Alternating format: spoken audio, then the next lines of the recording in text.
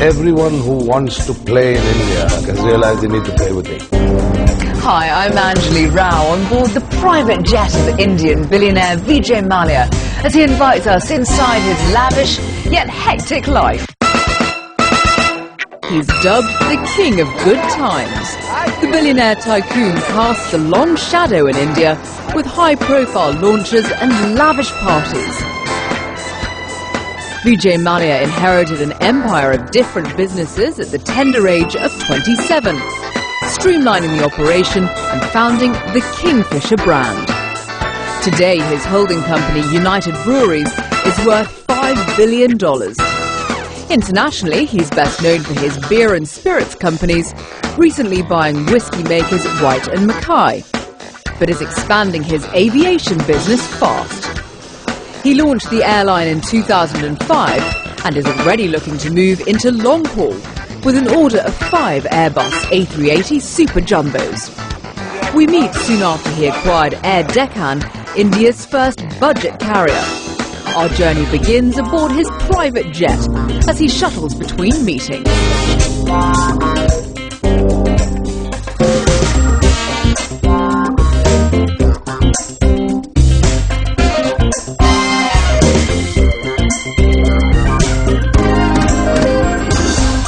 Welcome to my home. Thank you. My apartment. Home away from home.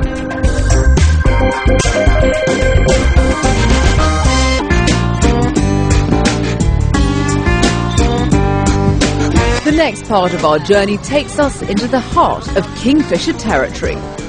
The coastal state of Goa at the height of the monsoon season. Kingfisher say 90% of the beer sold here is theirs. And it's the location of Malya's seaside retreat. Okay. Where are we off to? Back of our limousine. Ah, it's delightful. How much work does it take to maintain all of this?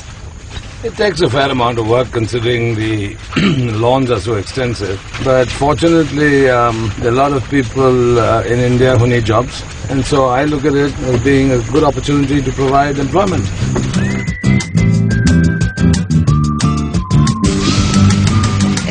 So peaceful and so tranquil. This must be a real sanctuary for you to come to. Yeah, it's nice. It's peaceful, it's quiet, and Goa is beautiful. But what's nice is that inside the property, of course, you have this tranquility and relaxation. And if you get out of the gate, that's when all the sort of Goan action starts. Right. And Goa is a fun place. The Goans are fun people. Do you ever bother going to discotheques and bars here, because you've got all that back at the pad? Yes, I do, but it's nice to get out sometimes. The only trouble I have getting out and going out is the security. So, right. You have armed police and stuff like that.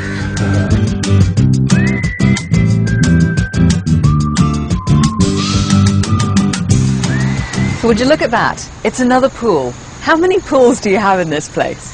This is the pool where we play some water basketball and have some fun, and it's all part of the Goan experience. Wow, look at this. Oh, this is stunning.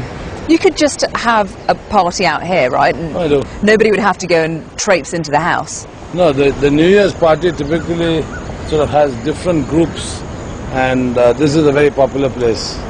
So there's one group that sort of hangs out here, because there's one bar there, another bar there, another bar down there, and yet another there. So you have these groups form, and then of course there's the big dance floor in the middle, which also serves as a helipad. Of course. I was going to ask where your helipad was.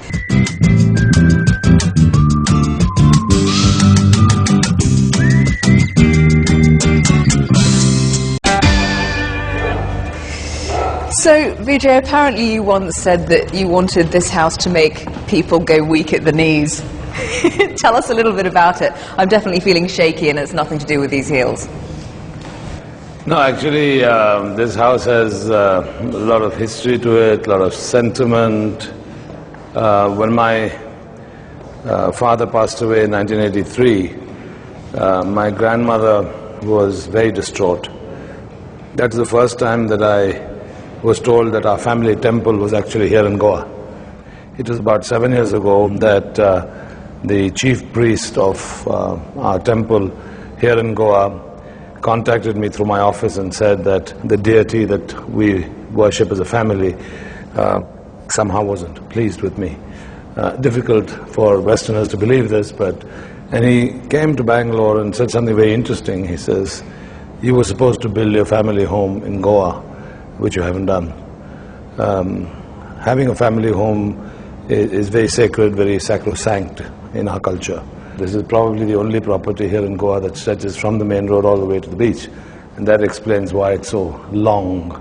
It had to be oriented this way. It is quite something. It's, you know, I've seen some opulence in my time doing this gig. How much of a hand did you have in designing this place? No decorators at all. Did it all myself. You're kidding? Yeah, absolutely. And talking about opulence, all these are absolutely priceless Tanjore paintings. Wow. Which are antiques, and that's actual gold leaf, hundreds of years old. That's beautiful. Actually, I bought these in South India and have been collecting these for many years. And so when I designed this big hall, the proportions were decided by the art. Just round here, I noticed earlier that there's a picture of your father. How important are his teachings to you today? And I respect him for his shrewdness. I remember in 1977 when Morarji Desai was Prime Minister of India, he advocated prohibition for the whole of India. And obviously the values of all liquor companies and breweries collapsed. My father actually went out and acquired these companies at pretty cheap values, which propelled UB into being a significant player in the industry. So he bucked the trend and had the guts and the foresight to buck the trend. I remember having asked him why he was doing it, and he said, government revenue depends too much upon this industry, particularly at the state level, and we are very large contributors. So prohibition has never succeeded anywhere in the world, not even in the United States. It's not going to succeed in India, and so I'm going to decide to grab the opportunity when I can. So I guess a bit of the sort of confidence that I have to take businesses stems from his example. Over here we have what cannot be ignored, the drum kit. How often do you get a chance to practice and, really to play with any of the huge array of toys that you have? Whenever I'm here, I really sort of do what I want to do. And if I feel like playing the drums, I play the drums. If I want to play a bit of pool, I play pool. If I want to swim, I swim. It's kind of totally chilled out. But I have my office there, fully staffed, opposite the discotheque, where smaller parties take place.